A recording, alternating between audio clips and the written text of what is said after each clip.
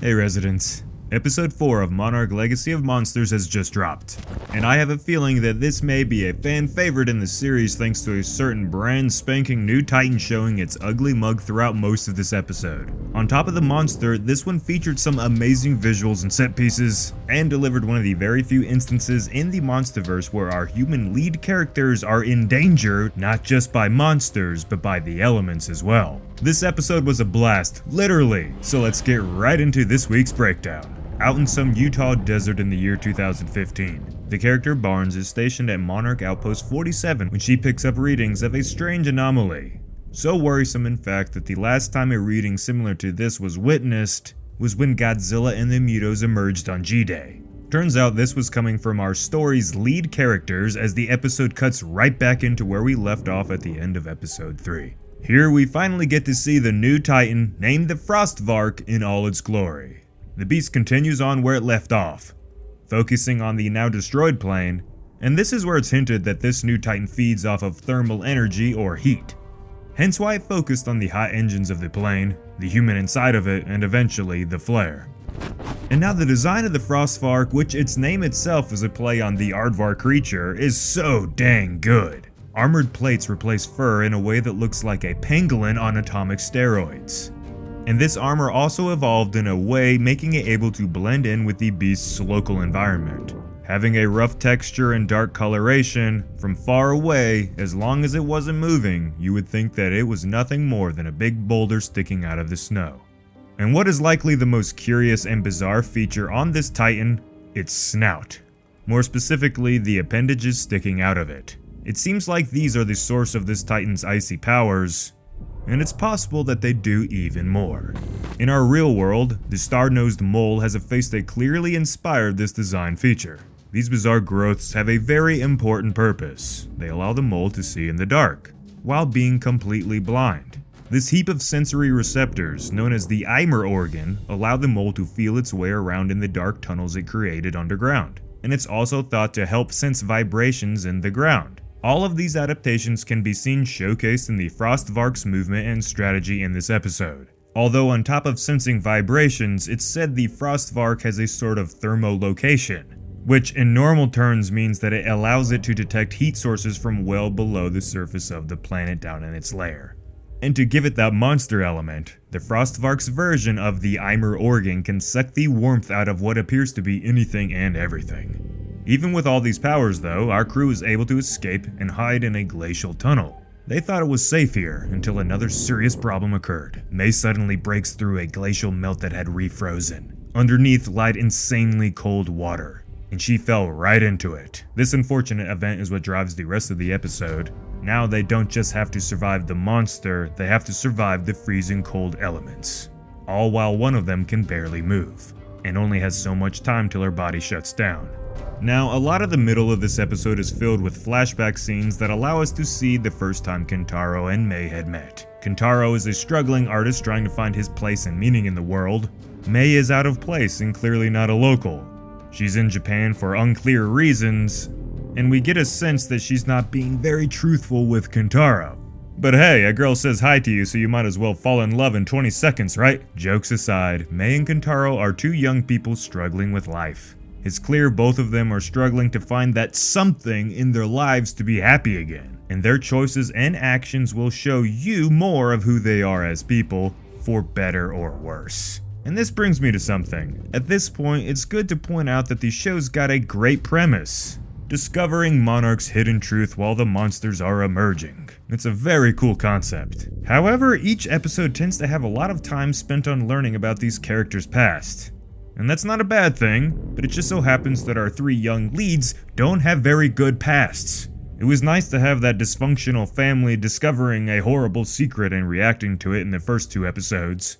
But this far deep into the series now, I feel like we should be focusing more on the big plot of this story and not love triangle character arcs. But hey, they need something for the new audience they are aiming for with those scenes.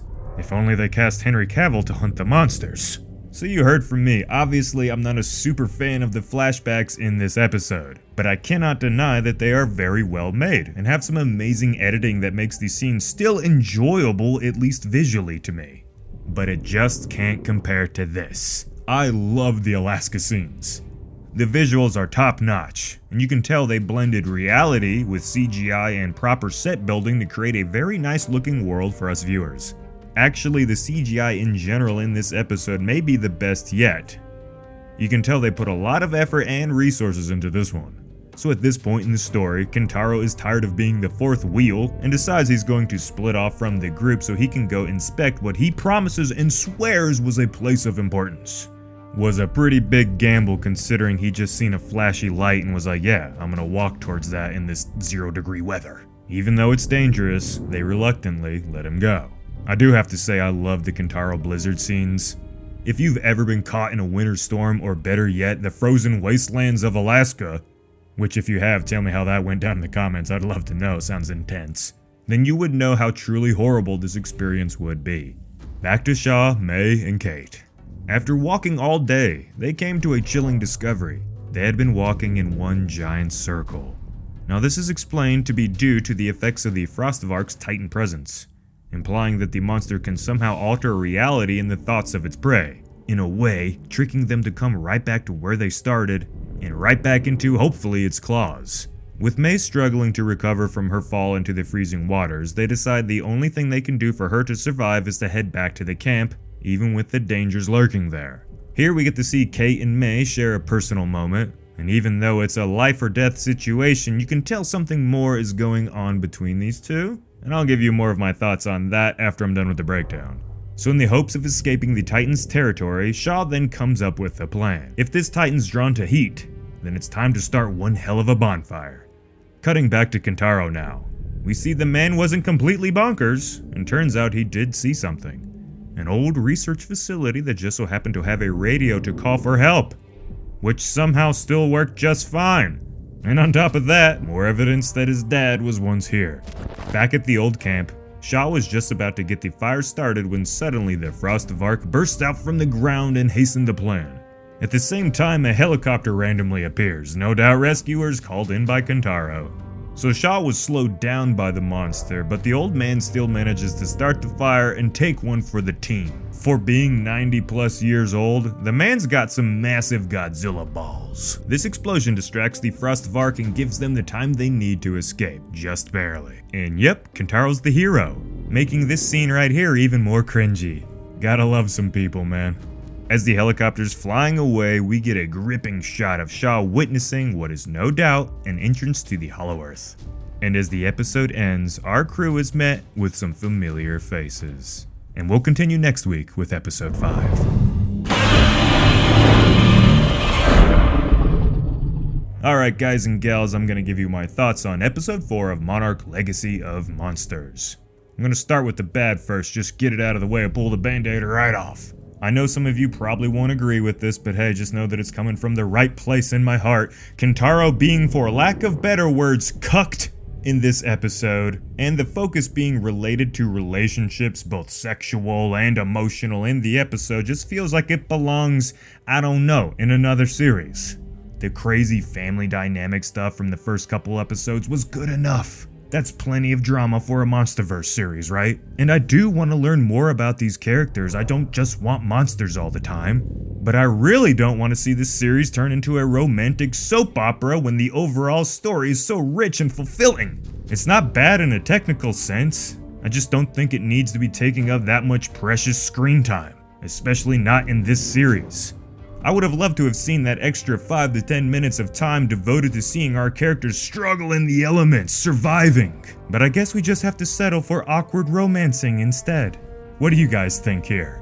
And the other thing that was kinda off was just the odd plot armor for the characters in this episode. Like, it was cool to see them struggling to survive, but you knew no one was gonna die and that everything was gonna be fine, and things just kept happening perfectly for them to survive. And I don't know, of course this happens in every show, but I don't know, I feel like someone of importance needs to die in this show soon. Am I like dark or something? It's supposed to be the holidays and I'm over here just being like, I need more death. So maybe you liked all that stuff, but that was just my personal feelings on them. Let's get to my goods. Pretty much everything else that I didn't just talk about in this episode.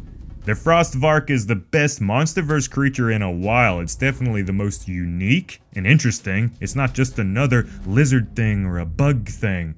It's very cool. I like it. What do you think about the FROST VARK? And it was cool how it had a true purpose in this episode. It wasn't just some dramatic flair at the end like we've seen so far in the series. It had a fair amount of screen time even. When you have that monster of the week element thrown into your series, it just makes it more exciting to come back to, because you know next week you're going to be shown a brand new monster, a brand new titan. Shaw was a badass as always. Even though he's not technically the star, he's my star in this series. And of course, the environment was just fun. I love seeing multiple places around our world shown in this show. And that's it, guys. If you like this breakdown and you want to see next week's breakdown, make sure to stomp the subscribe button if you haven't already and hit the bell so you stay up to date when we upload. And we'd greatly appreciate your support, so feel free and share this video around, get the algorithm all fired up. It's the time of the monsters, everyone. As always, this has been Jacob, and I'll see you in the next one.